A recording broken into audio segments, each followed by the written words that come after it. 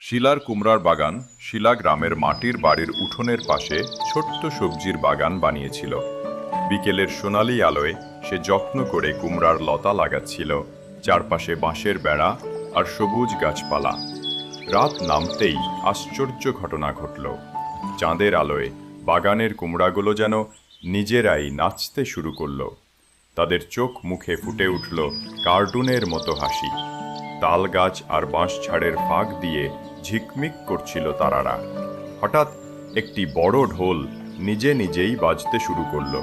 গাছের পাতা বাতাসে দুলে তাল ধরল, আর ছোট ছোট কুমড়া মজার ছন্দে লাফাতে লাগলো। পুরো বাগান যেন এক জাদুর মেলার পরিণত হলো। কিন্তু ভোরের আলো ফুটতেই দেখা গেল সব কুমড়া উধাও। কুয়াশা ঢাকা সকালে শিলা হতভম্ব হয়ে খালি বাগানের দিকে তাকিয়ে রইল। পাখির ডাকেও তার মন ভরল না। শেষমেশ শিলা উঠোনে বসে কান্নায় ভেঙে পড়ল।